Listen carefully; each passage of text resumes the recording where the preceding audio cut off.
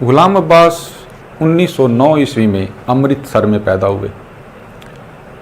ان کی ادبی زندگی کا آغاز 1925 عیسوی میں شروع ہوا۔ 1925 عیسوی سے 1928 عیسوی تک یعنی 3 سال انہوں نے غیر ملکی افسانوں کے ترجمے کیے۔ پھر 1928 عیسوی سے لے کر 1937 عیسوی تک وہ تہذیب نسواں اور بچوں کا نو نہال جو رسالہ ہے اس کے ایڈیٹر رہے۔ دوسری جنگ عظیم کے دوران انہوں نے آل انڈیا ریڈیو سے خود کو منسلک کر لیا۔ اسی ملازمت کے دوران انہوں نے افسانے تخلیق کیے، اگرچہ انہوں نے افسانے کم تخلیق کیے لیکن جتنے لکھے بہت خوب لکھے۔ ان کا افسانہ آنندی 1940 عیسوی میں سامنے آیا اور اسی افسانے کے باعث ان کو شہرت ملی۔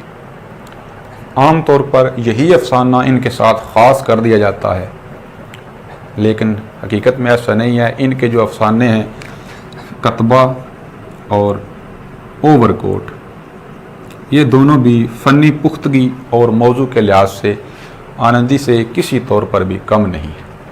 تو اس کے 4 مرکزی جو کردار ہیں خاص جن کو اہمیت ہے، اصل میں تو مرکزی کردار یہ آنندی ہے خود ہی، اور یہ شہر کا نام ہے، لیکن 4 اور بھی ہیں کردار جو اہمیت کے حامل ہیں، جن میں طوائفیں ہیں۔ پھر طوائفوں کے محافظ بھی ہیں، اس کے بعد خانچہ فروش جو ہیں وہ خانچے والے، ٹھیلے والے، دکاندار وغیرہ، یہ تیسرے ہیں، اور بااثر افراد جو طوائفوں کو شہر بدر کرواتے ہیں۔ تو یہ ان 4 کا جو ہے نا اس افسانے میں خاص طور پر ذکر ہے۔ کہانی یوں ہے کہ آنندی شہر کے سکہ افراد جو شرفاء کہلاتے ہیں وہ ان طوائفوں کو اپنے لیے آر سمجھتے ہیں، اپنے شہر کے لیے بے عزتی کا باعث سمجھتے ہیں، اور وہ اجلاس منعقد کرتے ہیں۔ بلدیہ کے اجلاس میں یہ طے پاتا ہے کہ ان کو شہر سے دور کہیں ویرانے میں جگہ دی جائے، تو ان کو وہاں بھیجا جاتا ہے۔ لیکن ہوتا کیا ہے کہ وہی لوگ جو طوائفوں کو پسند کرتے ہیں، جن میں خود یہ شرفاء شامل ہیں جو بااثر افراد ہیں چوری چھپے، وہ بھی دکاندار بھی پھر ادھر چلے جاتے ہیں اور وہاں پر پھر آباد کاری شروع ہو جاتی ہے۔ وہاں دوبارہ اجلاس منعقد ہوتا ہے اور اس میں دوبارہ یہی کہا جاتا ہے کہ ان کو یہاں سے بھی شہر بدر کیا جائے اور کہیں دور جگہ دی جائے۔ تو یہ کہانی ہے۔ اصل میں غلام عباس کے جو افسانے ہیں ان میں 2 راہ پانا ہے، یعنی منافقت ہے۔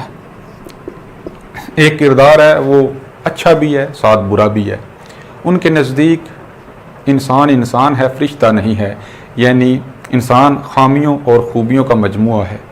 تو اس افسانے میں بھی یہ جو بااثر افراد ہیں یہ ظاہری طور پر تو شرفاء کہلاتے ہیں اور یہ ظاہر کر رہے ہیں کہ ہم طوائفوں کو یہاں سے نکال رہے ہیں، اچھا کام کر رہے ہیں، لیکن یہی چوری چھپے طوائفوں سے ملتے بھی ہیں۔ اگر یہ اتنے اچھے ہوتے، ان کی نیت صاف ہوتی، تو یہ اس پیشے کو ختم کرتے، طوائفوں کو نہ نکالتے، یعنی ان کے نکاح کرواتے، ان کی ذمہ داری اٹھاتے، ان کا خرچہ اٹھاتے، تاکہ وہ بھی ایک نارمل زندگی گزارتے، لیکن ایسا نہیں ہوا۔ تو غلام عباس نے اپنے اکثر افسانوں میں یہی چیز ظاہر کی ہے۔ جیسے اوور کوٹ ہے، اس میں بھی منافقت ہے، ظاہری طور پر جب اوور کوٹ پہنا ہوا ہے لیکن اندر جب پھٹی بن۔ اس کے بعد ہے جی کتبہ، غلام عباس کا افسانہ ہے۔ جس طرح آنندی اور اوور کوٹ مشہور ہیں، اسی طرح کتبہ جو ہے یہ بھی غلام عباس کا بہترین افسانہ ہے۔ اس کا جو بنیادی کردار ہے وہ ایک ہی ہے، شریف حسین۔ یہ جونیئر کلرک ہے، لیکن اس افسانے کے 2 ضمنی کردار اور بھی ہیں۔ ایک دکاندار ہے اور دوسرا شریف حسین کا بیٹا ہے، یہ بھی افسانے میں آتے ہیں۔ تو کہانی کچھ یوں ہے کہ شریف حسین ایک جونیئر کلرک ہے اور ایک عرصے سے ترقی کا خواہش مند ہے، لیکن ترقی ہو نہیں رہی، وہ سینئر کلرک نہیں بن رہا۔ تو ایک دفعہ وہ کباڑیے کی دکان سے گزرتا ہے تو اسے ایک سنگ مرمر کا ٹکڑا نظر آتا ہے جو اسے بہت اچھا لگتا ہے. وہ اسے الٹ پلٹ کر دیکھتا ہے تو دکاندار دیکھ کر اسے کہتا ہے کہ آپ خریدنا چاہتے ہیں. تو یہ شرمندگی سے بچنے کے لیے شریف حسین کہہ دیتا کہ ہاں میں خریدنا چاہتا ہوں، لیکن خریدنا نہیں چاہتا ہوتا. تو جان بوجھ کر اس ٹکڑے کی قیمت کم لگاتا ہے کہ تاکہ مجھے خریدنا ہی نہ پڑے، لیکن وہ دکاندار جو کباڑیا وہ اسی قیمت پر دے دیتا ہے. تو یہ اس کو گھر میں لے آتے ہیں شریف حسین، لیکن گھر میں لاتے ہیں تو ان کے ذہن میں آتا ہے کہ اگر میں اس پر اپنا نام لکھوا لوں تو ہو سکتا ہے جو یہ گھر ہے یہ تو کرائے کا ہے، یہ میرا نہیں ہے، یہ ساجے کا گھر ہے. تو جب میرا اپنا گھر ہوگا تو میں اپنا نام لکھوا کر باہر لگاؤں گا. تو وہ اپنا نام لکھوا کر کہیں رکھ لیتے ہیں، لیکن 12 سال گزر جاتے ہیں، وہ جونیئر کلرک ہی رہتے ہیں، ترقی نہیں کرتے. بالآخر انہیں فالج کا دورہ پڑتا ہے، فالج کا اٹیک ہوتا ہے تو وہ اس دنیا فانی سے رخصت ہو جاتے ہیں. اس کے بعد کردار آتا ہے ان کا بیٹے کا کہ وہ گھر کی کچھ چیزیں جو ہیں فالتو چیزیں وہ کباڑیوں کو دینا چاہتے ہیں. تو ان کو وہ کتبہ نظر آتا ہے جس پر ان کے والد کا نام لکھا ہوتا ہے. تو بیٹے کی آنکھوں میں آنسو آ جاتے ہیں. وہ اس کو دوبارہ اسی کباڑیے کے پاس لے جاتا ہے اور اس کی صفائی وغیرہ کروا کے اس میں تھوڑی بہت تبدیلی کروا کے اس کے نام میں تو اپنے باپ کی قبر پر لگا دیتا ہے. اب اس افسانے کا جو موضوع ہے وہ نونمی مراشد بیان کرتے ہیں کہ جھوٹی خواہشیں، ادھوری خواہشیں، بے بنیاد خواہشات، بے بنیاد خواب، ادھورے خواب، یہ سارے جو ہے نا یہ اس کے موضوعات میں شامل ہیں. تو یہ صرف ایک کلر کی کہانی نہیں، یہ لاکھوں لوگوں کی کہانی ہے جو غریب لوگ ہیں اور وہ ترقی کرنا چاہتے ہیں لیکن ترقی کرنے. غلام عباس کے وہ 2 افسانے جن کو کلاسیک کا درجہ حاصل ہے، ان میں جو پہلا ہے وہ ہے آندھی اور دوسرا ہے اوور کوٹ.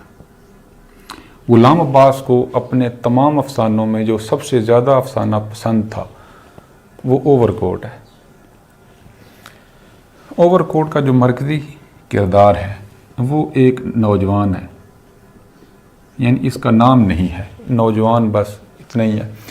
ان کی ایک انفرادیت یہ ہے غلام عباس کی کہ یہ اکثر جو ان کے کردار ہیں نا ان کے نام نہیں ہیں بلکہ نوجوان. جس طرح یہ آندھی ہے یہ بھی شہر کا نام ہے، یعنی کوئی شخصیت نہیں ہے تو شہر کا نام ہے اور یہی مرکزی کردار بھی ہے. البتہ اوور کوٹ میں نوجوان کے علاوہ جو ضمنی کردار ہیں ان میں ایک شہناز ہے اور ایک گل ہے، یہ دونوں نرسیں ہیں. اس کے علاوہ ایک ٹرک ڈرائیور بھی ہے جو نوجوان کو کچلتا ہے اور ایک نوجوان جوڑا بھی ہے جس کا پیچھا کرتے ہوئے یہ جو نوجوان جو مرکزی کردار ہے یہ ٹرک کے نیچے آتا ہے.